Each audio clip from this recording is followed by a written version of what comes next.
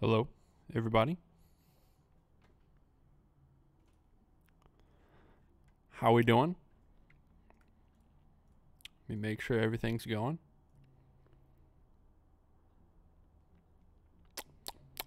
It looks good. So, welcome everybody to the first solo cast of Beards and Blush. I am the better half, the better looking half at least. I am the beard. Kendall is still in Ireland, so she'll be back. I gotta go pick her up in 2 days. Yeah. So I'm on my own tonight. Last Friday, we had a guest on, my longtime best friend from back home. And in my opinion, that was one of the better podcasts. It was very long. We ran an hour and a half straight. and nobody really watched it. It was sad. It was really sad. It was so sad. But I'm back again tonight with probably the best episode ever. The best one so far. Like I said, I am by myself. I do have some written down here, but I will be relying on chat a little bit to fill the void here. I'm hoping to be able to fill an hour, at least an hour. So for those of you on the iTunes and the Spotify, I will be interacting with chat on the audio of the podcast. So you'll just have to deal with that. Anyways, I don't remember how much of the intro I just did, as I'm just rambling. This is episode 7. Technically episode 8, but I deleted one. The lost files of Beards and Blush that will never be found again. If you're on iTunes, if you're on Spotify, as always, I am live streaming as well on YouTube and Twitch. Just search us at Beards and Blush, twitch.tv/Beards and Blush. For those of you that can't find the time to watch the video, we have the abbreviated versions of the episodes on iTunes and Spotify. You can also find us on Twitter at Beards and Blush. And that is it for the intro. Hooray.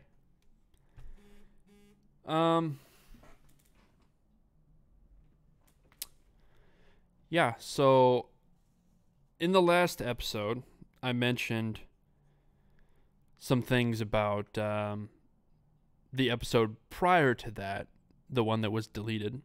And I ended up throwing some shade at Adam Sandler and his new stand-up special, if you will. And I went back and watched it again, and I apologize. It wasn't really that bad. It was okay.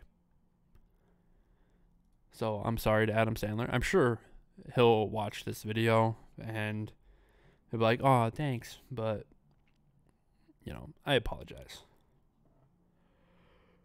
So what's going on? We have highs and lows for myself. What's your low point of the day? I'm glad you asked. My low point,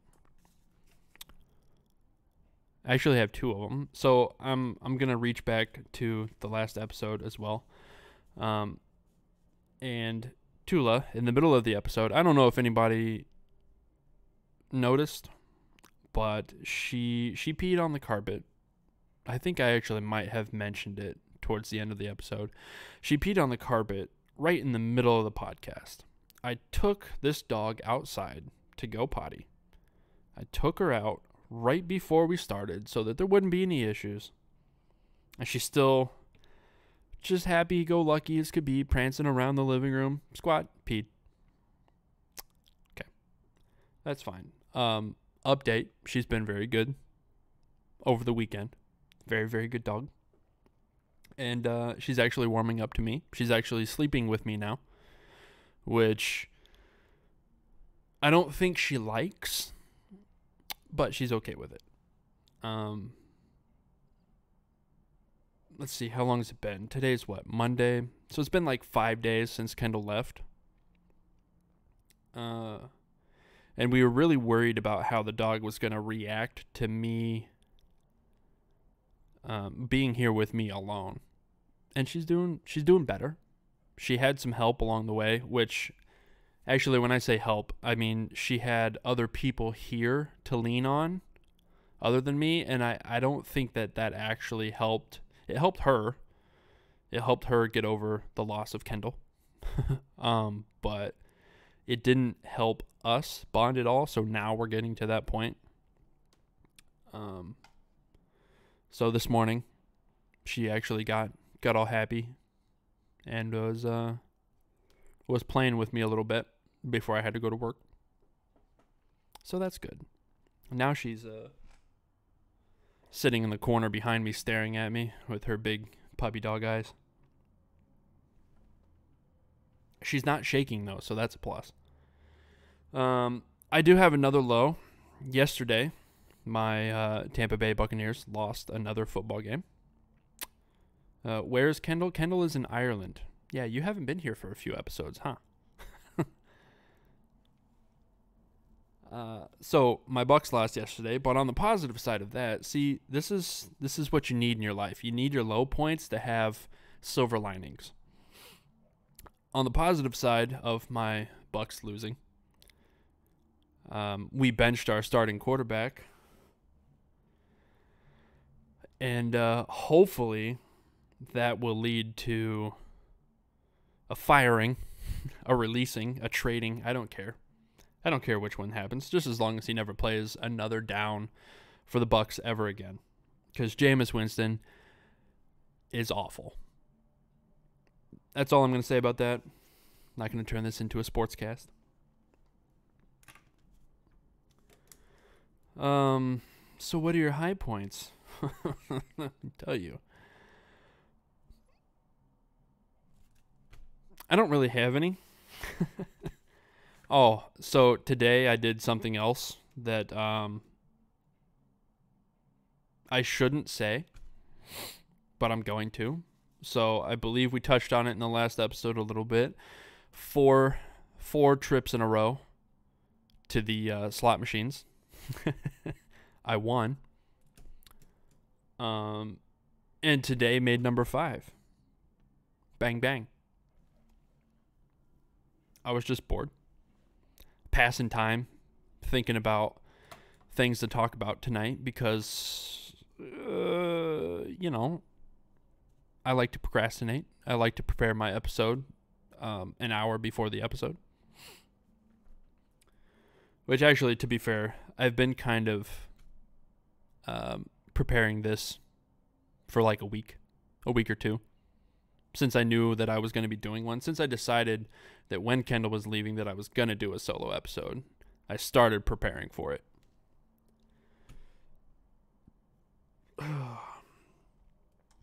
That's about it. It was a pretty good weekend. It was an okay. How much did I win? I won $50. Not a huge win, but $50 is $50. If somebody walked up to you and handed you a $50 bill, you'd be like, fuck yeah. Kendall's going to be mad at me.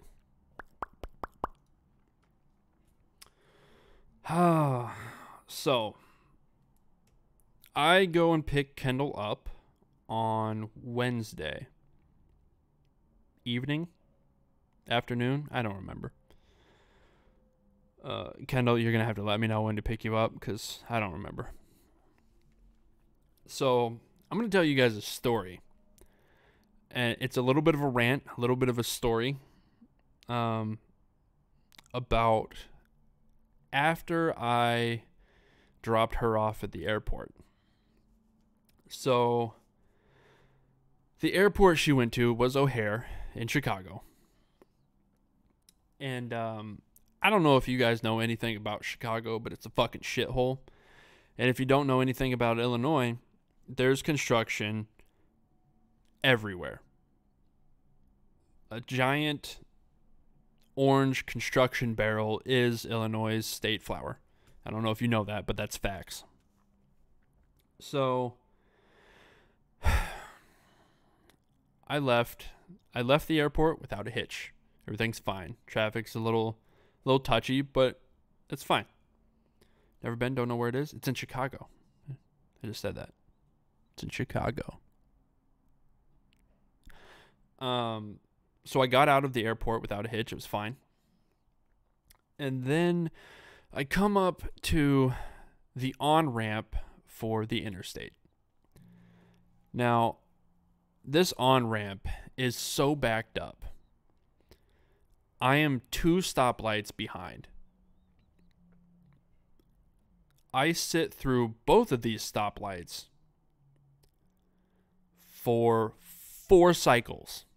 I watch red, green, red, green, red, green, red, green, red, and then I can finally go on the next green. I don't know where Illinois is. Okay, look up, and there's Illinois.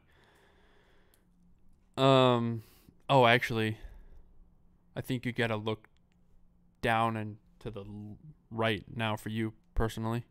You used to be able to look up. Anyways, actually, I think you do look up now. I don't remember. Didn't you just buy a house? Anyways.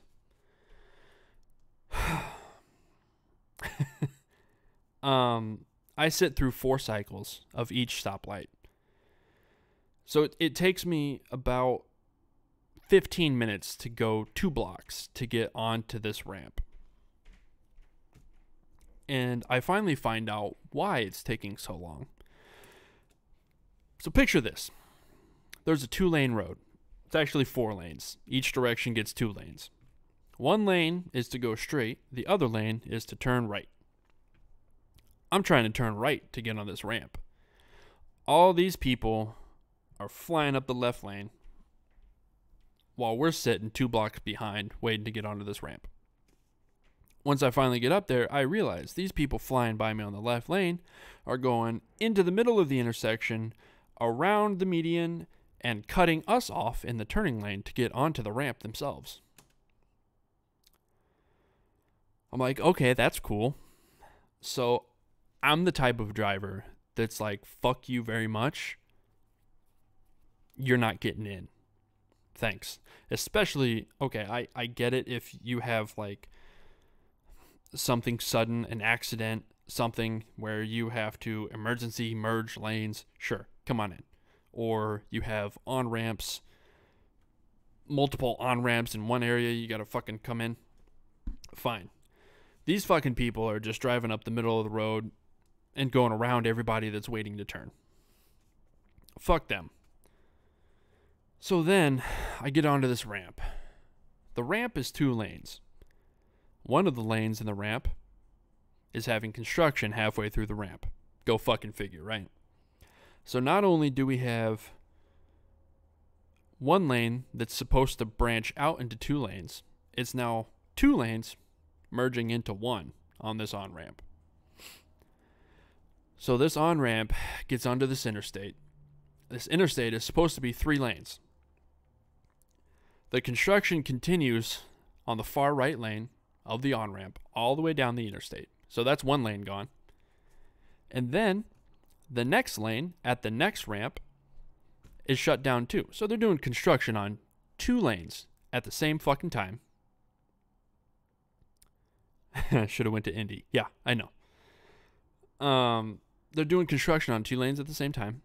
And by the time we hit that second lane of construction, there's another on-ramp coming on. So we have 3 or 4 lanes of clusterfuck trying to become 1. Now, there's about 2 or 3 miles of road between the 2 on-ramps. This entire 2 or 3 miles, they had signs. The right lane is closed. The right lane is closed. Hey, the other lane is closed too. You should probably get the fuck over, right? Wrong.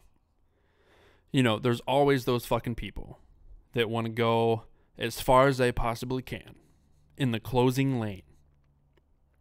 And then I'm just gonna wedge myself right in here, right into this lane, and you're just not gonna fucking do anything about it.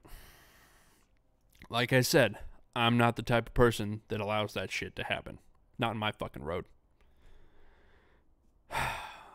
So this lady, there's this middle-aged blonde lady driving a little black minivan, and she's one of these people. So she's trying to get in front of me, and I am right on the bumper of the car in front of me. I can smell this car's air freshener in front of me, all right? And this lady is still trying to fit her big-ass minivan, yeah, in between us. And I'm like, nah, I don't think so. So she rolls down her window. She's throwing her hands out the window. And I just laid on my horn. I just laid on the horn for, God, it must have been 20 seconds straight. And then she put her hand back in. And then she just started moving. She just started moving towards me. And I'm like, are you fucking kidding me? She's just like, well, I guess you're going to move or we're going to have an accident. Keep in mind, I dropped Kendall off at the airport. I'm driving Kendall's vehicle. If I had my car, that bitch was going to the median. 100%. She's going straight into the construction. Straight into those fucking concrete barriers. But I didn't have my car. And I'm not going to wreck this lady in her car. In Kendall's car. So she muscles me out against my will. She muscles me out of the lane. As soon as we get an extra lane on this highway, I run up right next to her. I roll down my window. And I started yelling at her. And she looked at me through her little passengers, making these faces. And I'm like, you fucking had no problem passing everybody to get in front, huh? And she rolls down her window. And she's like, we were all merging, you fucking idiot. And I ended up saying what could possibly be the worst thing that I've ever said in my life.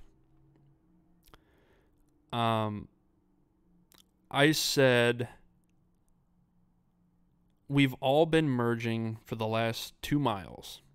And she went, huh? Oh, well. And I go, I hope your fucking kids die before you. And I just drove away. And she went from, oh, well, to, and it was worth it. Yeah, it was definitely worth it.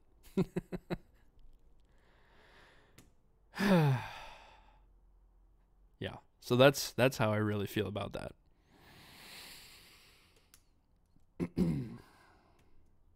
So that's my story. And I never saw her again. I'm pretty sure her kids are still alive, by the way. What else happened over this weekend? Yeah, we're just going to jump straight away from that story. I'm going to leave that one. Oh, actually, I have an idea for those situations. Instead of having, like, multiple signs for multiple miles saying, hey, this lane is closing. This lane is closing in 2 miles. This lane is closing in 3 miles. You give them one chance. Right lane closed ahead. That's it. And then you just stop the lane. Put up a concrete barrier. End the lane. Start the construction. No soft merge. No diagonal traffic cones to help people ease into the lanes. Just fucking And stop it short of where you said to. Right lane closed in 2 miles. Stop it short in a mile. Bam, concrete barrier. Fuck those people. If you're those people, fuck you.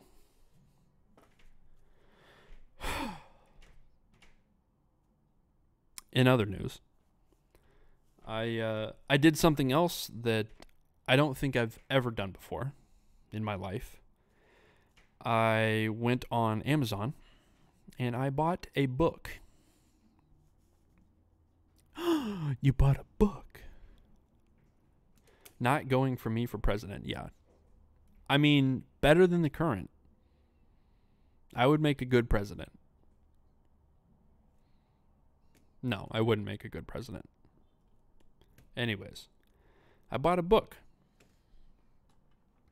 The book is called, and I'll tell you why I bought this book. This book is called Astrophysics for People in a Hurry.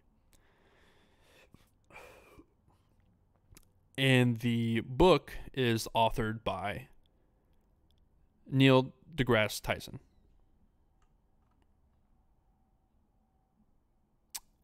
I'm actually not sure how to pronounce his middle name. DeGrasse?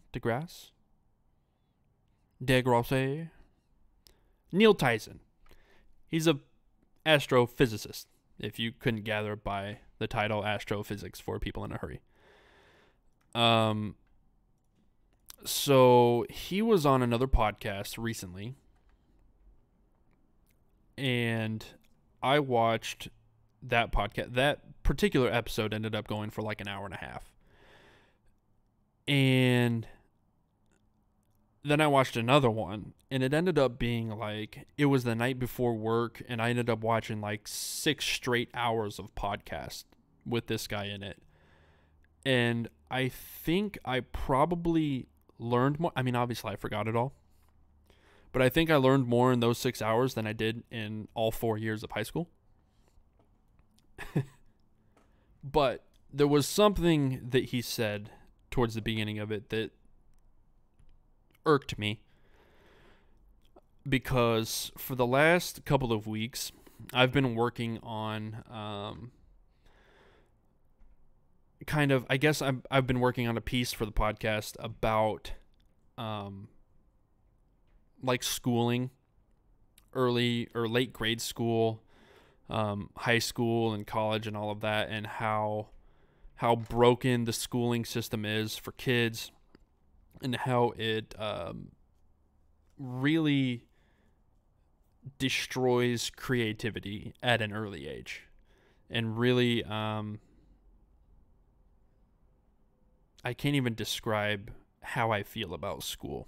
It's so fucking bad.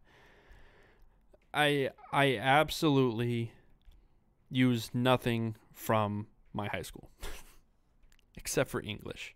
But you know what? People still use the wrong there, and there anyways, so what the fuck's the point? Why do we teach English when nobody uses it? At least not correctly. You know what's actually funny? Foreigners who learn English at a later age use English better than we do. Well, not me, but better than most of you.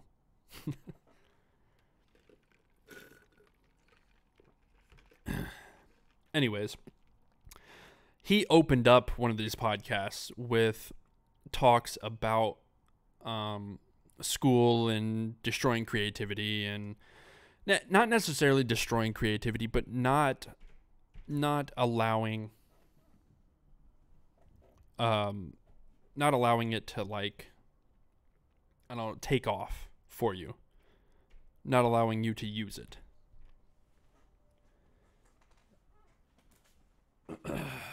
And then he went on to just take every point that I wanted to make in my section and just destroy it. Blow it out of the water. Everything he said about everything I wanted to say was better than anything that I could have said. And I was pissed the whole time I was listening to it, because it was very good and it was much better than anything that I could come up with.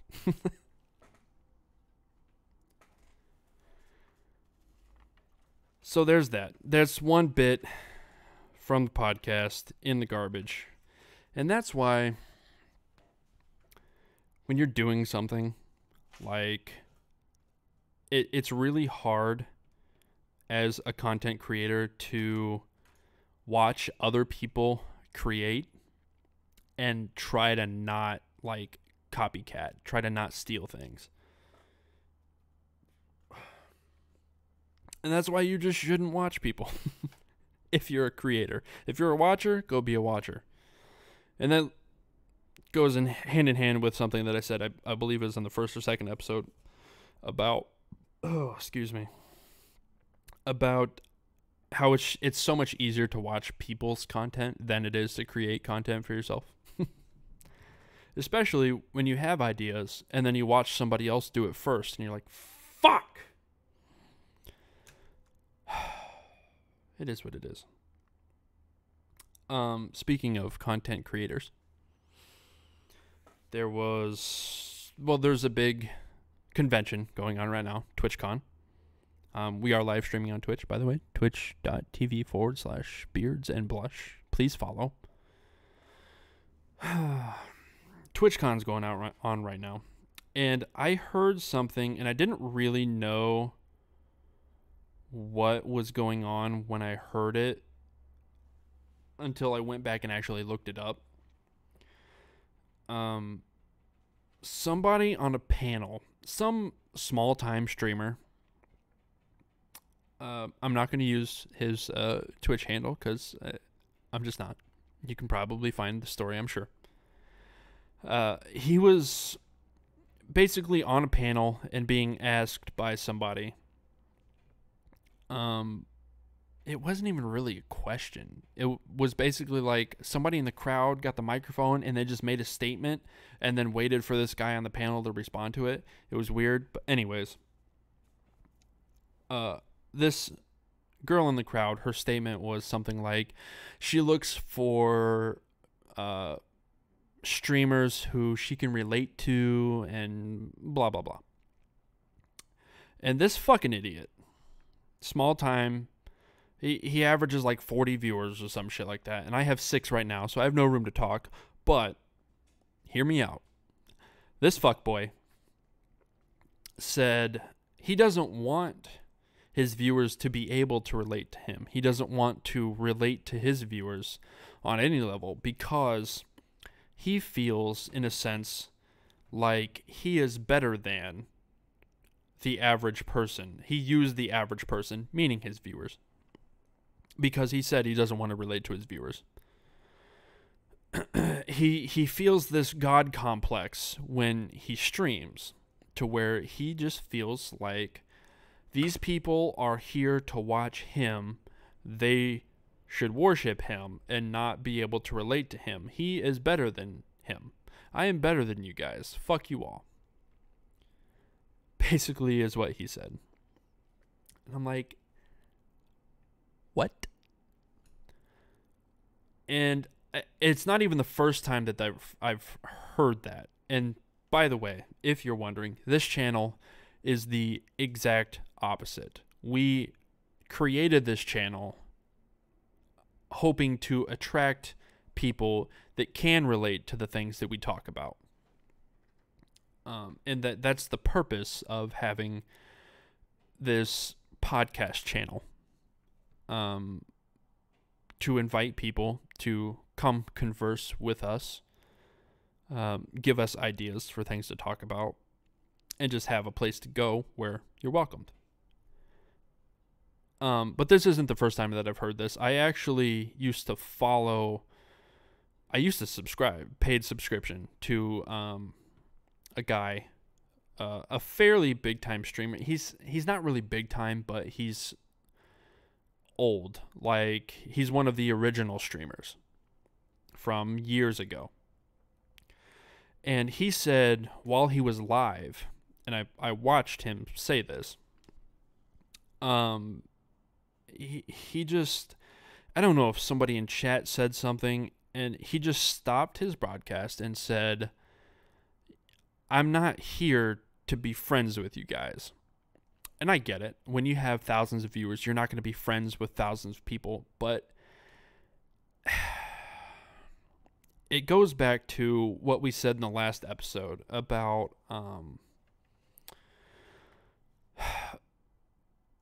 in my personal experience, using streamers as an escape from reality. Maybe half of his viewers are people who didn't have friends in high school or don't have anybody really around today. No, maybe they don't have family. Maybe they, whatever happened, and they use his channel because they enjoy his content and they come in there for the sense of community and the sense of family. And this fucking idiot said, I'm not here to be friends with you. He said something else, but it was basically along the same lines as that whole streamer god complex.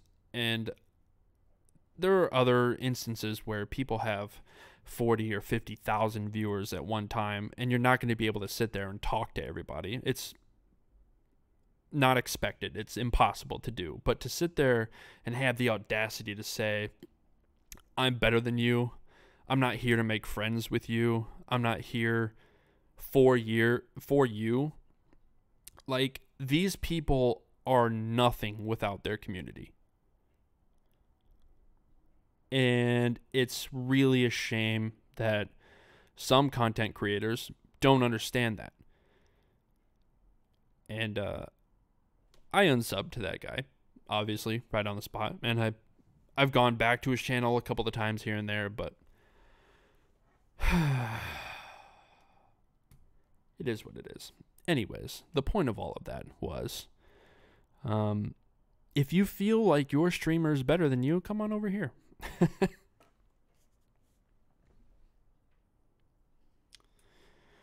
What else did we got? We covered my road rage. If you guys have anything for me, any kind of questions, feel free to leave them in the chat. And whenever I find myself in need of something else, then I will cycle through the chat and figure out what to talk about next. But for now, I'm sure everybody has heard the news in Pittsburgh about the Tree of Life synagogue shooting. Did I do worse than best? I mean, I did high and low, if that's what you mean. High point, low point, high point, whatever that is. So the shooting in Pittsburgh reminded me of a story that I was going to tell several episodes ago. And I have the story right here.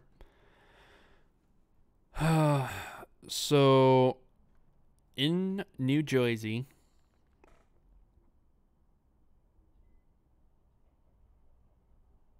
wait a minute. Oh yeah. Okay. So you haven't heard about the Pittsburgh synagogue shooting? 11 people killed, 11 Jews killed, practicing their religion at the synagogue in Pittsburgh. Yesterday or the day before, I think it was. I don't remember exactly what day it was. Sorry. Anyways, a mom in New Jersey credited with stopping potential school shooting in Kentucky. So check this out, right? Somehow, some kid in Kentucky, some high schooler in Kentucky, or maybe he wasn't a high schooler, I don't know how old he was. Some kid in Kentucky was on Facebook talking shit and apparently was talking shit to this Jersey mother, this white female with mixed race children, saying hateful things. And she decided to report him to Kentucky authorities. The Kentucky authorities launched an investigation on this kid. And they caught him. There's a bug in here.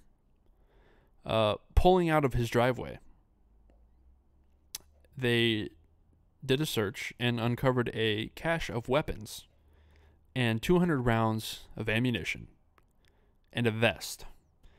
A detailed plan of attack on 2 schools. And in his internet search history was how to conduct school shootings.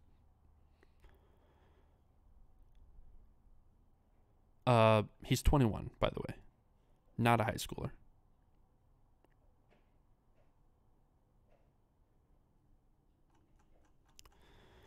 That's crazy. It's crazy that she reported him. And it's crazy that they actually took it seriously and investigated it and actually did like a search on it. That's nuts.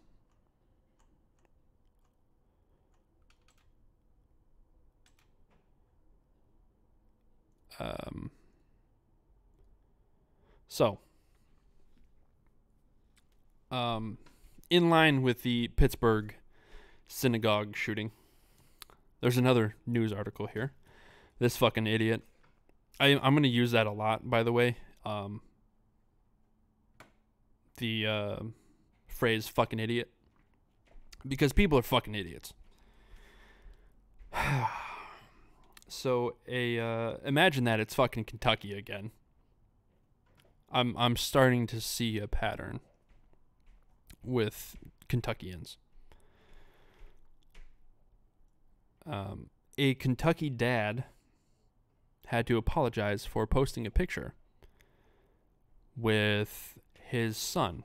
It was a Halloween costume picture where he was dressed up as a World War II Nazi officer, and his son was like a soldier.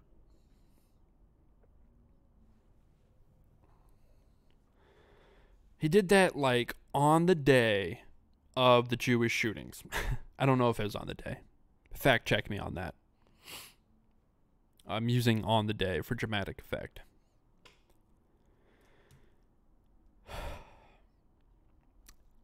And at the same time, there's a Halloween costume. I don't know if it was a haunted house or a costume shop or what it was. I don't have the article pulled up here anymore. And I didn't really read it because I wasn't going to say anything about it. But they did like a swastika day. All right.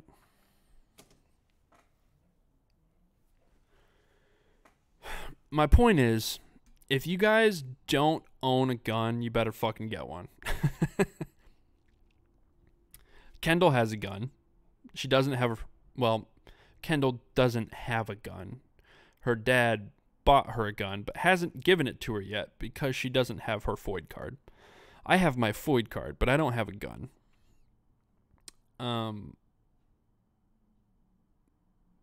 I would really get a gun right now. I have the money. We're just saving for a house, so I can't really afford a gun right now, unfortunately. But I really want to get a gun. I always have.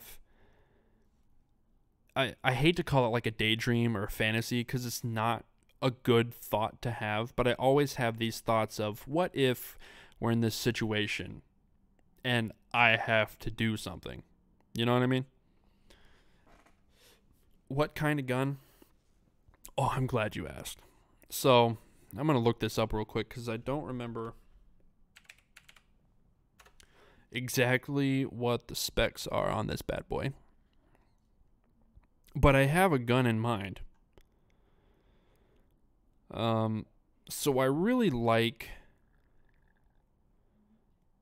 Where's the actual thing. It's a 1911. The 45. Yeah, just look up a 1911. I love them. The 45 ACPs. They're so pretty. And I would obviously get the old school wood grain grip on the stainless steel. Don't hit me with that black rubber bullshit. Need the wood grain on the stainless steel. That's my gun. The unfortunate part is they're like $1,500 for the one in particular that I want.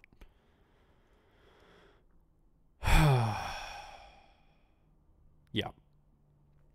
And then with my job and my training and all of that, all I really have to do is pay for my concealed carry.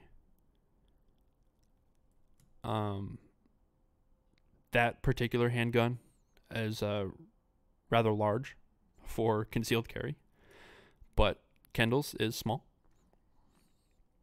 I think. A not so fun fact, while we're on the subject of guns, there have been over 47,000 gun-related incidents in the U.S. alone in the year 2018. 47,000 estimated.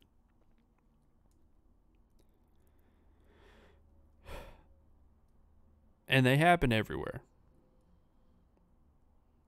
If you were to average 47,000 out over every state, you could say, on average, a little under 1,000 gun-related incidents happen in your state every year.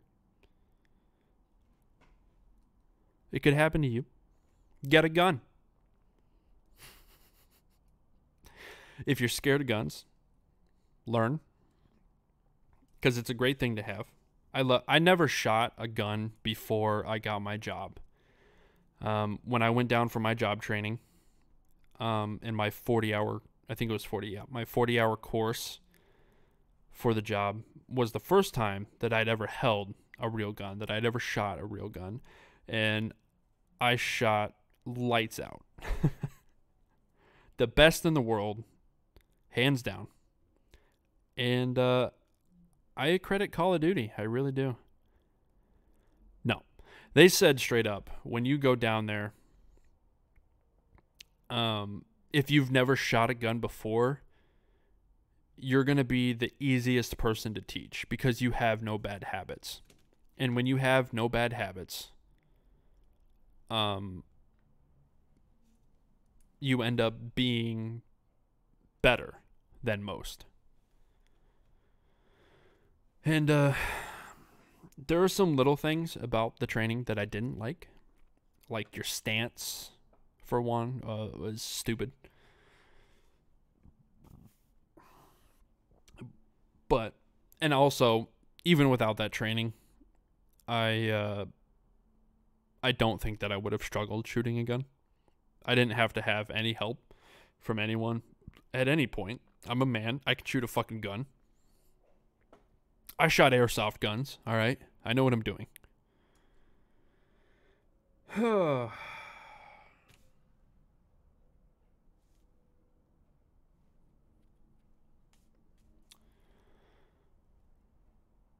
Yeah, so I almost made it an hour.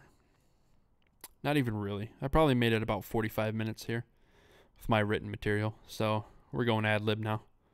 If anybody has anything to throw out in the chat, now would be the time to do so, because I am out of material.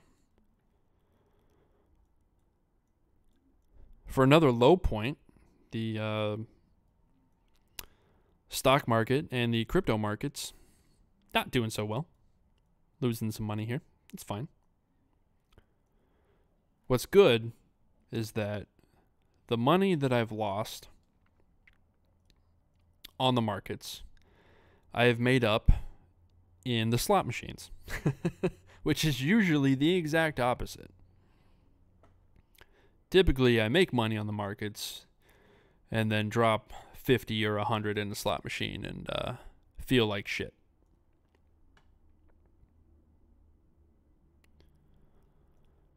Yeah.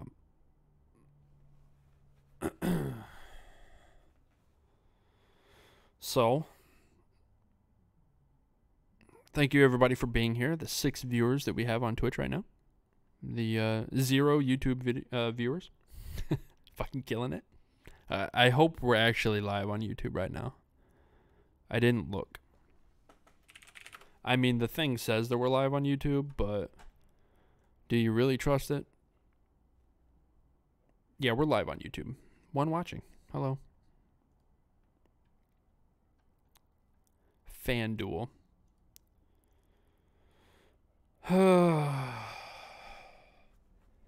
FanDuel.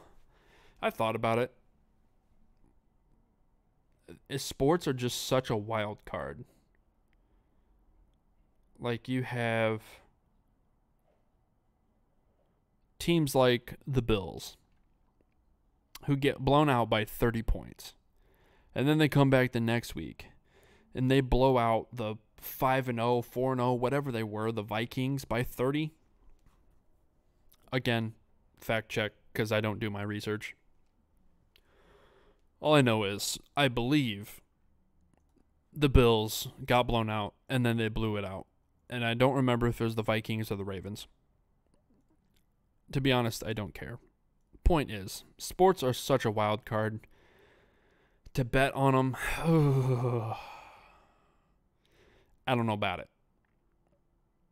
Like, would you really have taken the Buccaneers to cover the 9 on Cincinnati? Was it 9? I think it was 9. Do I think that sports are rigged? Boxing is 100% rigged. Basketball, I want to say it's not. I want to say basketball is legit. But things happen that are just like, really? Really? Your husband is a Patriots fan and thinks sports are rigged. I don't know about it. I wouldn't say football is necessarily rigged. I would say basketball is more susceptible to tampering than football is. When you talk about basketball, you have it's so much easier for referees to swing a game in basketball than it is to swing a football game.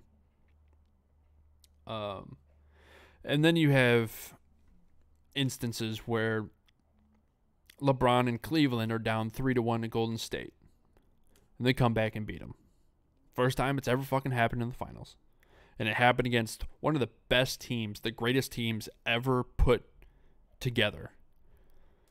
And then Golden State goes out and gets arguably one of the best players in history in Kevin Durant.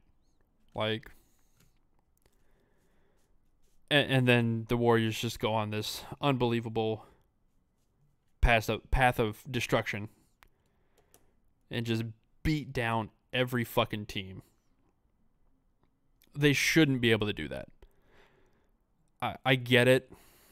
I get that high-profile players can decide to go to a place in free agency and take as little money as they want to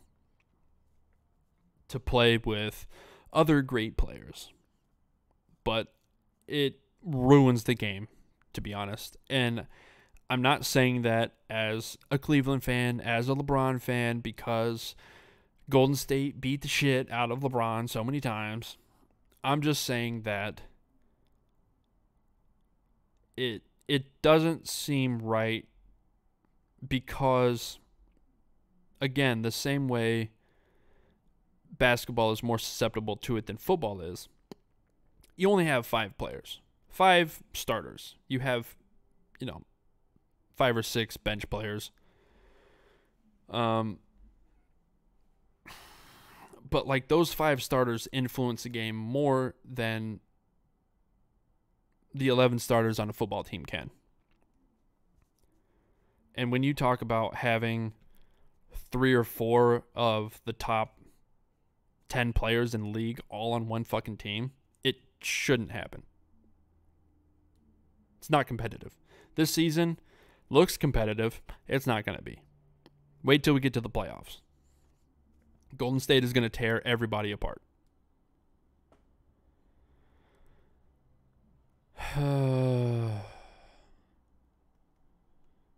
Yeah. Refs and umps can make or break a game. I just feel like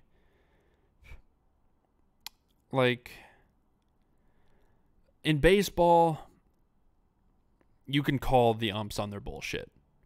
We have the technology to highlight the plate, highlight where pitches go and all of that. And as far as on the field, there's not a whole lot the umps can do. The real tampering would come behind the plate.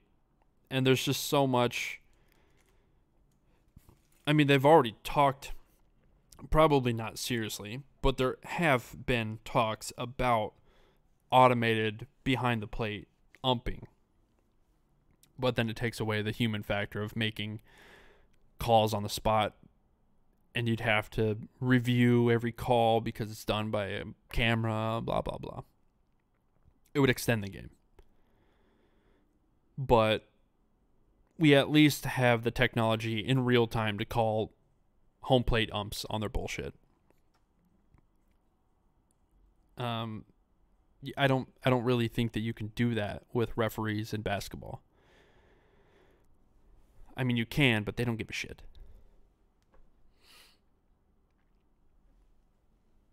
Boxing, though, is, I'm sure, the original fixed sport. With your panel of judges scoring every round.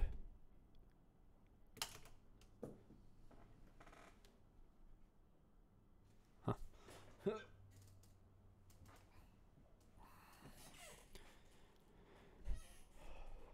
By the way, I don't know if you guys know this or not, but for a short time, I was looking into getting into boxing.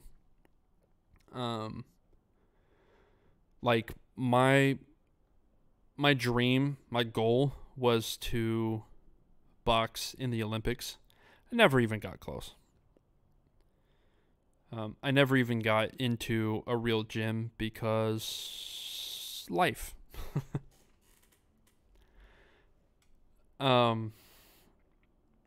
But during those times when I was looking into that, I was also looking into the UFC and how much people get paid for fighting in the dregs of the league and all of that. And I read some horror stories about like Dana White and the fights that people get into, like the undercard fights. Those people make jack shit for fighting, whether it's on TV or not. Like you get, the bonus, whatever it is, $5,000, $10,000, whatever they give out that night for the knockout of the night or whatever. But as far as winning the fights or losing, you get paid jack fucking shit until you're like a big time fighter. Like those people put themselves through so much more than these other pansy ass athletes, I guess. Even though Mike Tyson once said, boxers are not athletes. They don't play sports. They fight. And I thought that was brilliant.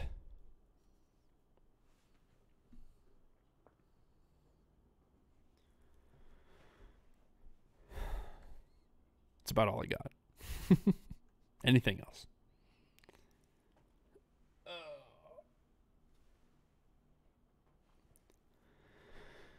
I think that's about all I got. I filled the hour. We've been live for exactly 1 hour. I think my goal is accomplished here. Kendall was here for about 5 minutes. She's too busy getting drunk in Ireland. That's fine. I think I'm going to go ahead and wrap it up. It's been an hour. I'm happy with the way this turned out. So, thank you to everybody that showed up on Twitch and on YouTube. Thank you to everybody who has watched the video on YouTube in the future. I'm thanking you in the past. If you enjoy our content, be sure to thumbs up, follow us on Twitch, twitch.tv/beersandblush. It's free to make an account. Make an account, come, follow us, and we're 26 followers away from our goal. 26 new follows, and we will do a role swapping scene, a role swapping stream where I wear the makeup and Kendall wears the beard, and she takes over and runs the podcast. And it'll be a train wreck. It'll be fun to watch. So if you haven't followed on Twitch, go follow on Twitch so we can make that shit happen. The next podcast should be, I don't know Kendall's work schedule, but hopefully it'll be Friday. Friday around the same time, 7 to 7:30 p.m. Central Standard Time. And that's all I really got. Follow us on Twitter if you want to know when we're live, when we're going live. We'll keep you up to date. Friday night, there you go. She showed up for the end. Yeah. Friday night, 7:30 p.m. Central Standard Time. We'll be back. Beards and Blush. Goodbye.